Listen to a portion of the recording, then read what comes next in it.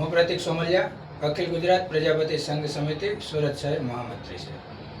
આજ રોજ વૈભવ મંચ ફેમિલી ગ્રુપ અને તેમના સંચાલક શ્રી બળવંતભાઈ ભરિયાને આજ રોજ વાર્તાલાપ કરીએ કે વૈભવ મંચ ફેમિલી ગ્રુપ કઈ રીતે કામ કરી રહ્યું છે અને કઈ રીતે લોકોને ઉપયોગી થાય છે.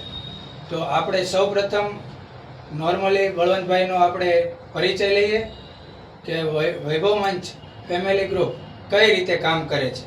તો એ આપણને ફૂલ ફોર્મ અને ટૂંકમાં માહિતી આપે. એ માટે બળવંતભાઈને નમ્ર વિનંતી કરીશ કે બળવંતભાઈ કઈ રીતે આ વૈભવ મંચ ફેમિલી ગ્રુપ કામ કરી રહ્યું છે સુરતની અંદર. સૌપ્રથમ નમસ્કાર. મારું નામ બળવંત ભરિયા, મારું મૂળ ગામ તરેડ, તાલુકો મહુવા, જિલ્લો ભાવનગર. વૈભવ મંચ ફેમિલી ગ્રુપ આપણે એક સેવા, સહયોગ અને સંસ્થા, સેવા, સહયોગ અને સંગઠનના હેતુથી આ સંસ્થા બનાવવામાં આવી છે.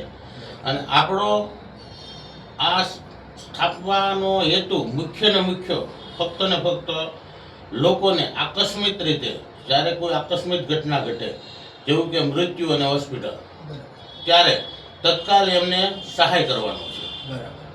અને વૈભવ મંચ ફેમિલી ગ્રુપમાં 18 થી 65 વર્ષ સુધીની લોકો, કોઈ પણ હિન્દુ ધર્મમાં આવતા કોઈ પણ સમાજના લોકો જોડાઈ શકે છે. બરાબર. હવે જેમ આપણે બળવંતભાઈ આપણને માહિતી આપી એ પ્રમાણે જાણીએ કે વૈભવ ગ્રુપ ફેમિલી મંચ જે છે તો એ કઈ રીતે કામ કરે છે. તો મિત્રો, જ્યારે આપણા ઘરની અંદર કોઈ આકસ્મિક બનાવ બનતા હોય છે, જેમ કે આપણા ઘરની અંદરથી વૈભવ ફેમિલી મંચ ગ્રુપની અંદર તમે જો સભાસદ છો તો એ સભાસદની અંદર તમારે સૌ પ્રથમ તો પોતાનો આધાર કાર્ડ, જન્મ તારીખનો દાખલો અથવા એલસી અને પાસપોર્ટ સાઇઝનો ફોટો, આટલી વસ્તુ લઈ સૌ પ્રથમ તમારે પહેલાં તો સભાસદ બનવાનું રહેશે. જે સભાસદ બનવા માટેની ફી ફક્ત ને ફક્ત આપણે બળવંતભાઈએ 1000 રૂપિયા રાખેલી છે. જેની અંદર તમને જે મળતા લાભો છે એની વાત કરીએ તો સૌ પ્રથમ 2000 રૂપિયા તમારા ખાતાની અંદર ડિપોઝિટ થશે, જે તમારી ફરજિયાત બચત હશે. અને 1000 તમારા આરોગ્ય વિભાગ ખાતા, એટલે કે આરોગ્યની અંદર તમારા મેડિક્લેમની જેમ જશે. હવે આગળ વાત કરીએ તો બળવંતભાઈએ જે રીતે મને માહિતી પૂરી પાડેલી છે એ રીતે હું વાત કરું તો જ્યારે પણ આપણા ઘરે નાનું મોટું દવાખાનું આવતું હોય તેની અંદર પણ વૈભવ મંચ આપણને મદદરૂપ થાય છે કે 25000 ઉપરનું જે કંઈ પણ બિલ હોય તો તેની અંદર 50000 રૂપિયા સુધીની સહાય વૈભવ મંચ આપણને પૂરી પાડે છે. અને જ્યારે આપણા ઘરે કોઈ પણ આકસ્મિક કે મરણનો એવો કોઈ આપણી ઘરે બનાવ બન્યો હોય તો એમાં વૈભવ મંચ ફેમિલી ગ્રુપ આપણને ફક્ત ને ફક્ત 1 કલાકની અંદર એ આપણા જે મળવાપાત્ર 2 લાખનો વીમો છે એ આપણને પ્રોવાઈડ કરે છે. તો બળવંતભાઈ, આપણે ઓનલી ફક્ત ને ફક્ત 2 કલાકમાં જ કેમ આપણે વીમો પ્રોવાઈડ કરીએ? કારણ કે બીજી બધી જગ્યાએ સંસ્થામાં આપણે જોઈએ છે તો 2, 3, 4 મહિનાનો ટાઈમ લેતા હોય છે. તો આની પાછળનો હેતુ શું છે? આપણે, હું તમને વાત કરું તો કોઈ પણ વ્યક્તિને આજના સમયમાં 5-25 લાખ રૂપિયાના વીમા પોલિસી હોય જ છે. હા, બરાબર છે. આજે બહુ એવા ઓછા લોકો જોવા મળશે કે જેને કોઈ વીમો જ ના હોય. કોઈ પણને વીમા પોલિસી, કોઈ પણ વીમા કંપની સાથે જોડાયેલા હોય જેમને 5-25 લાખ રૂપિયાનો વીમો હોય જ છે અને મળતા હોય છે. પરંતુ હવે કોઈ પણ વ્યક્તિ મૃત્યુ પામે ત્યારબાદ એનો વીમો લેવા માટે જ્યારે જતા હોય ત્યારે સૌપ્રથમ એનું ડેથ સર્ટિફિકેટ માંગતા હોય છે. જે ડેથ સર્ટિફિકેટ 45 દિવસ સુધી આપણને મળતું નથી. ત્યારબાદ પોસ્ટમોર્ટમનો રિપોર્ટની માંગણી કરતી હોય છે વીમા કંપની. તો પોસ્ટમોર્ટમનો રિપોર્ટ જે પોલીસ કેસ હોય ચાર્જશીટ ના થાય એટલે કે 90 દિવસ સુધી આપણને મળતો નથી. ત્યારબાદ આપણને પોસ્ટમોર્ટમનો રિપોર્ટ મળે. એટલે કે આવા મહત્વના ડોક્યુમેન્ટ તમે કલેક્ટ કરી ભેગા કરવામાં તમારે 3 થી 4 મહિનાનો સમય લાગે છે. આ ડોક્યુમેન્ટ ભેગા કરી અને પછી તમે 5-15 દિવસ કોઈ બી કંપનીમાં જવા આવવાનો દોડા કરો, ત્યારબાદ તમારા હાથમાં વીમાની રકમ આવતી હોય છે. જ્યારે આપણો હેતુ એવો છે કે આજે કોઈ પણ માણસ જો મૃત્યુ અને હોસ્પિટલ આ આકસ્મિક છે અને ક્યારે કોની સાથે ઘટે એ કંઈ નક્કી નથી.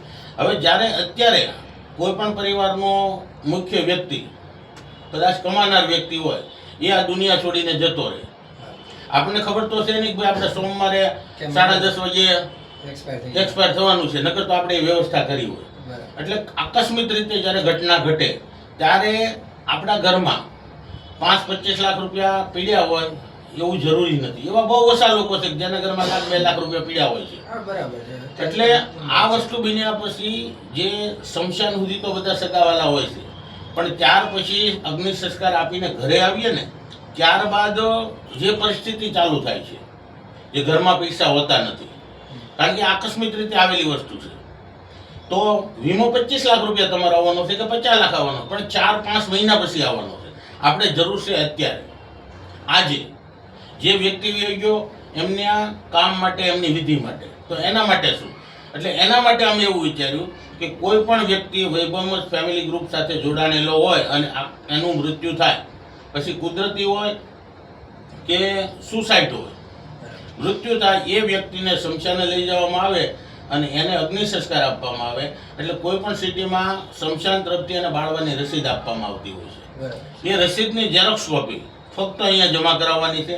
એ ઝેરોક્સ કોપી જમા કરાવે એટલે 1 કલાકમાં અહીંયા જો 1000 સભ્યો હોય તો આપણે એને 2 લાખ રૂપિયા સહાય કરવાનો દાવો કરીએ છીએ, અને એ પણ 1 કલાકમાં. 2000 સભ્યો હોય તો 4 લાખ, 3000 સભ્યો હોય તો 6 લાખ રૂપિયા.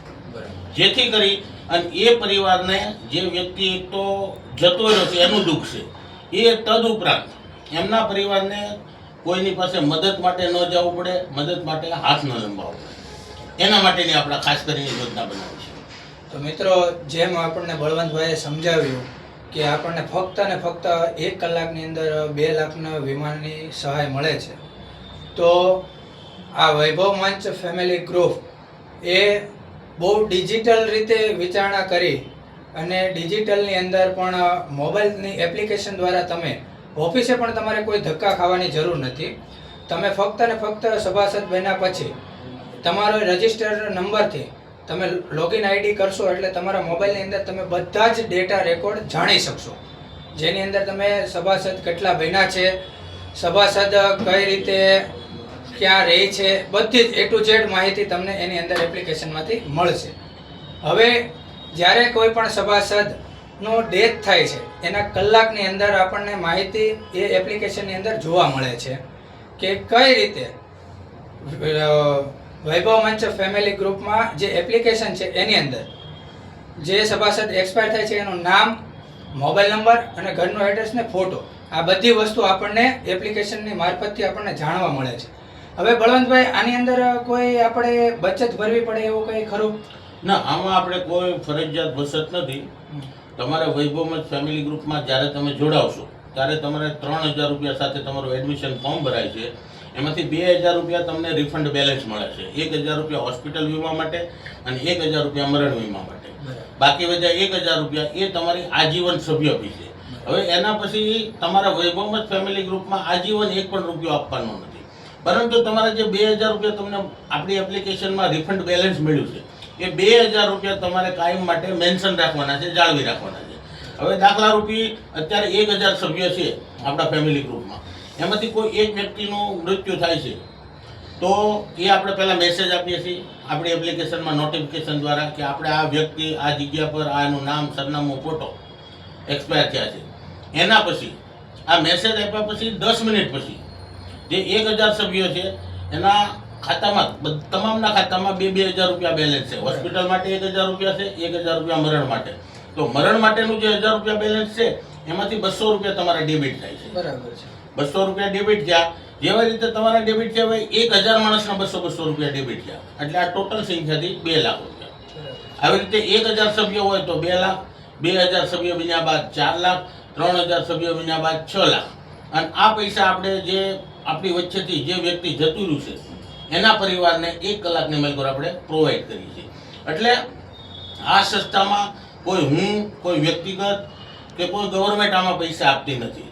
દેશી ઉદાહરણ રૂપી 1000 વ્યક્તિનું આપણું ગ્રુપ છે, આ ફેમિલી ગ્રુપ બન્યું. આમાં જે જોડાણા એ આપણે બધા જ એક ફેમિલી બન્યા, ફેમિલી મેમ્બર બન્યા. હવે 1000 વ્યક્તિ છે, આમાંથી એક વ્યક્તિને તકલીફ પડી છે, હોસ્પિટલ અથવા મરણ, તો બાકીના 999 માણસ એ માણસને હેલ્પ કરે છે. હવે તમારા 200 રૂપિયા કપાણા, અત્યારે કોઈ એક માણસ એક્સપાયર થઈ ગયો એની માટે તમારા 200 રૂપિયા કપાણા છે.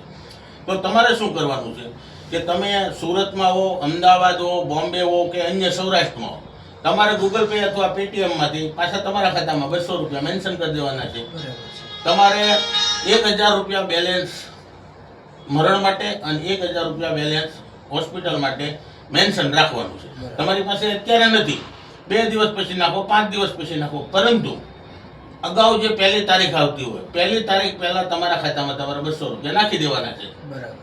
એટલે કોઈ માણસનું મૃત્યુ થાય જ્યારે ત્યારે તમારે 200 રૂપિયા નાખવાના. આમાં તમારે કોઈ બચત ભરવાની નથી, કોઈ એક્સ્ટ્રા પૈસા આપવાના નથી, કારણ કે આ કોઈ મંડળી નથી, આપણી કોઈ વીમા કંપની નથી, અને આપણી જે છે એ ખુલ્લી કિતાબ છે.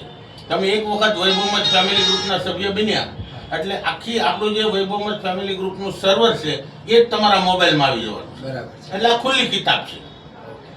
આ રીતનું આયોજન છે. તો મિત્રો હવે આની અંદર જેમ બળવંતભાઈ આપણને બતાવી આખી ડિટેલ્સ આપણને આપેલી છે, તો આના થકી આપણે એક મધ્યમ વર્ગમાંથી હરેક લોકો આવી છે, બરાબર.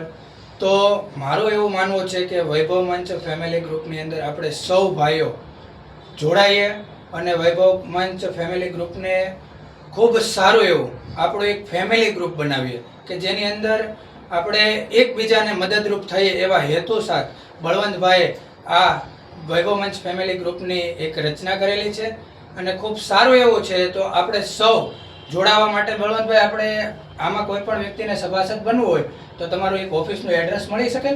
આપણે કતાર ગામમાં ધનમોરાથી આગળ જતા ચીકુવાડી, જે આપણે ગોરા કુંભાર ચોક બરાબર ની બાજુમાં દાનાશી સોસાયટી, પ્લોટ નંબર આવે છે 24, આપણે મેન રોડ ઉપર અમર સેલ્સની સામે, ઓકે.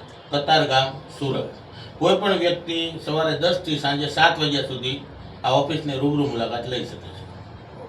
અને ટૂંક જ સમયમાં લગભગ આ જાન્યુઆરી એન્ડ સુધીમાં આપણે અન્ય સૌરાષ્ટ્રમાં મહુવા, રાજુલા, કુંડલા અને ખાંભા આપણે 4 બ્રાન્ચ નવી ચાલુ કરવા જઈ રહ્યા છીએ. આ જાન્યુઆરી એન્ડ સુધીમાં આપણે 4 ઓફિસ નવી ચાલુ કરીએ છીએ સૌરાષ્ટ્ર વિસ્તારમાં, જેથી કરીને સૌરાષ્ટ્રના લોકોના બહુ બધાના ફોન આવે છે. હા.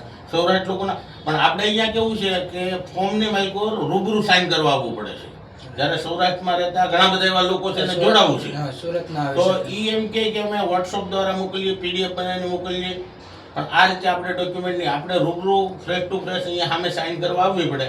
એટલા માટે જે ના આવી શકે એટલા માટે આપણે આ 4 બ્રાન્ચ 4 તાલુકામાં આ મહિનાના એન્ડ સુધીમાં નવી ચાલુ કરવાના છે, જેથી કરીને લોકો ત્યાંથી જોડાઈ શકે અને આ યોજનાનો લાભ લઈ શકે. Okay, thank you.